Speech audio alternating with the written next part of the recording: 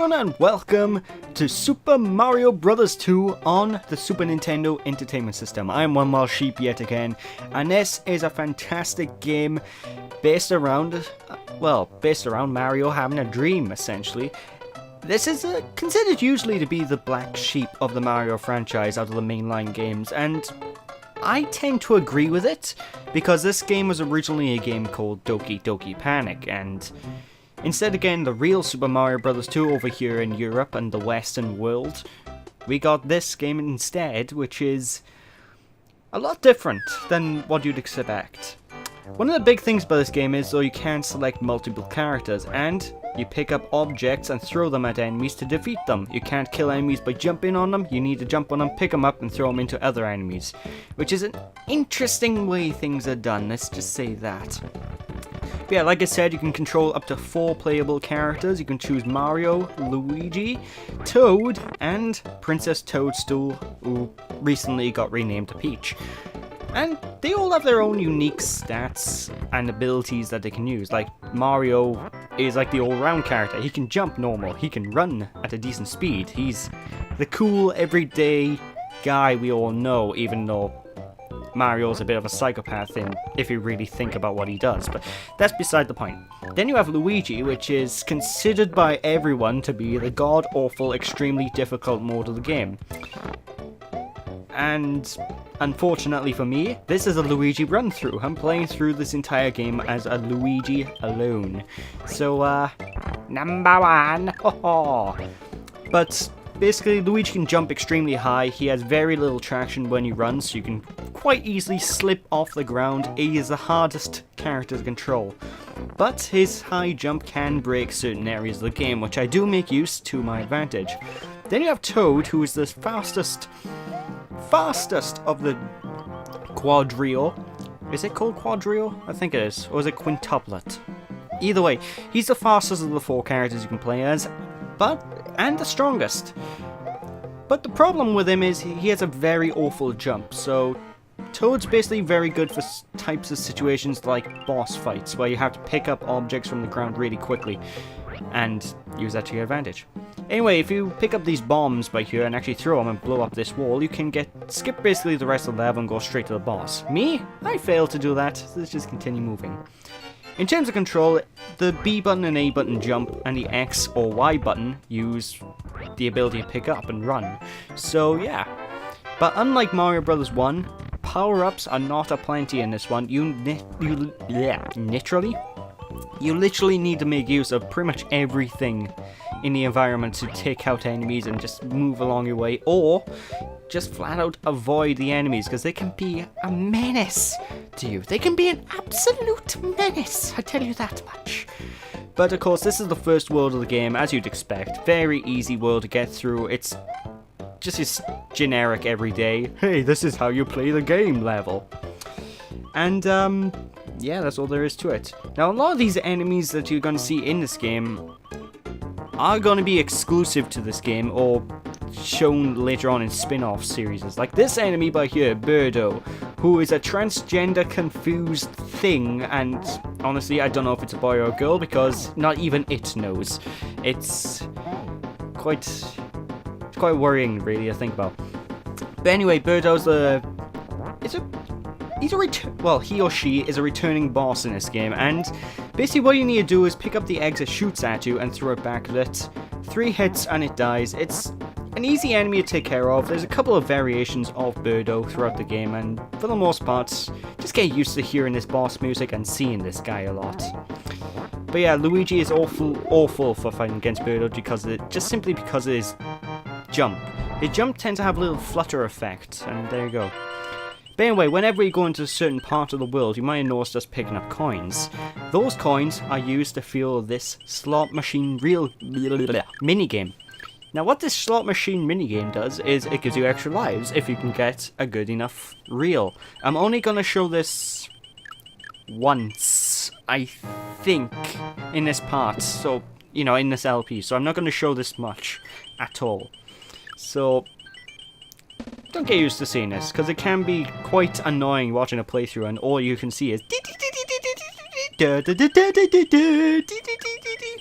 Seriously, this real minigame does outweigh its welcome. But it does give you extra lives, which are quite required in this game. As they are in every game, really. That's a kind of a stupid statement to make. But this game is difficult when playing as Luigi. I have to emphasize, when playing as Luigi. It's quite easy when playing as the other characters. But playing as Luigi, this game becomes exceptionally difficult to go through. Why am I playing as Luigi? Because he's my main man. Either way, World 2, we got that little pigeon thing. I think that's the actual name of the enemy. That was on a magic carpet. If you take out the Pidgey on the magic carpet, you can steal a magic carpet and start flying onwards. And see these vases here, go down them, and this is a key. It's a recurring thing you're going to see, and that thing that's chasing us is an enemy known as Phanto. Basically, he's going to be our big baddie whenever we pick up keys. He's going to chase us whenever we're holding a key. And a good tactic is basically pick up the key and immediately drop it. That will cause Phanto to go off screen for a while. And when Phanto goes off screen, Bob's your uncle. Now that there is a power star, it works just like the stars in other Mario games. You pick it up and you become invincible for a short period of time. And as you would expect, well, as you won't expect, you need to actually do a certain requirement for those power stars to show up. Basically, you're going to be seeing these cherries throughout the world as you're playing through the game. These cherries, every 5 of them you get will give you a power star to use. So if you see a cherry, go for them. Although don't go over the top with it. Anyway, that little portion will open up a doorway to this place called the sub-space, I guess. And when you go in there, sometimes if you go to specific areas, you will find mushrooms. Those mushrooms, as you can see on the left side of the screen, will increase your health bar. You need this health bar to be higher, because, well, it'll make your game a lot easier. Of course, one drawback about playing as Luigi primarily in this game is when you get hit by enemies. Now, you'll think it's pretty much the same as if you get hit by other characters, as in, by enemies. No. It is not the same. Getting hit by an enemy as Luigi will result you in being shot off at skyrocket pace. It's the equivalent of getting smashed in Super Smash Bros. You just go shooting off the screen. It hurts a lot, and it can really throw off your platforming. So, just another reason why Luigi is considered the harder enemy. And you might have seen a heart sort of drift up from the screen when I collected at the end of that level. Basically, hearts are, well, they're extra health. You pick it up, you get an extra health point. But to get the heart to appear, what you need to do is actually kill enemies. Because the enemies, they're the source of the hearts. So you need to kill the enemies, get the heart, Bob's your uncle. Anyway, go by here for the first mushroom this level. You're going to be needing these mushrooms. I cannot stress enough how difficult this game can be. But yeah, this game has a couple of changes from its original Doki Doki Panic version that was originally released in Japan. Because, like I said, Japan got Mario Bros. 2. We got this game, which was then re-released in Japan later on as Mario Bros. USA. Even though it was originally a game called Doki Doki Panic, so why the rename, I have no idea. Probably to get more sales, who knows. Either way, basically, there's a couple of changes, mainly in the characters. All the enemy designs are exactly the same, I believe, and it's quite strange now to think about the enemies become common Mario enemies. And if you go down in that pipe thing while you're in the sub-zone there, you'll actually end up going into a warp zone that'll skip up to World 4. I'm not going to be doing that. I want to show off every level. So yay me. But yeah, like I said, you're going to see a lot of recurring enemies. So let's just move all the way up to the top of this cavern here and watch out for that Sparky. Because if you get hit by the Sparky enemy, also their first appearance. But actually, I don't know how often they show up in the Mario series. I do know they show up more than just this game, but I don't think they're that common. Like, they get replaced by fuzzies in Mario Bros. World, so I don't know. Either way, grab the key and start moving our way down. Alright, what was I saying? Yeah, these Sparkies can be quite a bit of a nightmare, and if you touch them, well, it's going to be a shocking deal indeed, because they're electrified enemies, I think. However, because I messed up and sort of threw my key like an idiot, if the key goes off the screen you're in, it will despawn, which means you need to go all the way back up to where you got the key to get another one. Fantastic. Now, when I say screen that you're in, I don't mean sideways screen, because basically whenever you're thinking about games, they're usually done in screens, and screens are usually done horizontally or vertical. I mean, if you drop it from a vertical screen, it'll disappear, it'll despawn, if that makes any sense. And if it doesn't make any sense, well, tough, because I can't think of a way to make it make sense. Anyway, you're going to want to take this key all the way down to the bottom, and the beauty of the key is you can actually use it as a weapon as well, just like anything else you can pick up. Literally, you can pick up enemies and use them as weapons. You can pick up keys and use them as weapons. Let's just say you have a very varied arsenal in this game. That grey enemy we just passed as well. Oh my god, do I hate those guys. Why? Well, they shoot, for one thing. They're called sniffets, I think. And basically, they shoot rocks at you. If you get hit by those rocks, well, you're gonna get hurt. Let's just say that much. Anyway, that thing we just ran past is a POW block. I didn't pick it up, but if you pick up a POW block and throw it, every enemy that's currently standing on the ground at the time will die. Every single one will die. They'll go kaput and he'll just be screaming "POW" right in the kisser in the process. Or is that just me? Doesn't really matter. Anyway, we're into the first actual proper boss of the world. This is Mauser, an enemy that's only been... The only time you ever see Mauser is in the Super Mario Bros. Super Show, which is a weird place, really, and this game, and he's a pretty good boss. He throws bombs at you, as you can tell, and basically the best thing to do is jump up in the air whenever he's throwing a bomb, catch it in midair, and sort of throw the bomb to the right middle-ish portion of the platform he's standing on, and now we'll kill him, thus ending World 1. It's scrumdiddlyumptious. So welcome to World 2, and to start things off, in old Nintendo tradition, which I really wish they got rid of this tradition because I hate desert levels. World 2 is the desert world, folks. Oh yay. Can you just feel the excitement? Anyway, just by here is the red mushroom you can pick up. Now the mushrooms, as time goes on, becomes a little bit harder to find. So later on in the game, you're going to actually start seeing me fail to get mushrooms and me just flat out miss them, which isn't good. And that big fireball spewing plant, that's a weird thing. I never thought I'd say fireball spewing plant, because plant life is usually against fire, but that is called a panzer. And, God, I hate those things. They are the worst enemy in this entire game, panzers are. Why? Because they shoot at you, and they come in one or two varieties. You have the standard everyday panzer that just sort of stand still. They're the red ones. Then you have blue panzers, which sort of move and shoot. They are nightmares to deal with. And you have green ones that stay still, but they sure shoot their fireballs directly up, I believe. We're going to see basically all the types anyway. We're going through every level. But hey, this is World 2-1 over and done with. Let's go and see our boss. Oh, it's Birdo again. Don't worry, Birdo does change slightly throughout the course of the game. It isn't always the pink form. Later on in the game, you're going to start fighting the likes of green Birdos and red Birdos too. And when we're going to get to those fights, oh, it's going to be delicious. They're going to be so fun. And me go tingly inside. Anyway, one thing I want to make note of is actually the music in this game. The music in Mario Bros. 2 is actually some of my favorite music in the franchise. I don't know why. I just really love the soundtrack, and I think it's really underappreciated, to be honest. Like, the generic boss theme is pretty boring because it's literally just a few notes repeated over and over, but like, it has a very, I don't know, I just love the way the soundtrack is. And of course, I'm playing the Super Nintendo version, so everything sounds all reverby and wow, wow, wow, wow, wow. But hey, there you go. Anyway, these snake enemies are a bit of a nuisance. They come in two varieties. Basically, you can have them popping out of the pots, like so.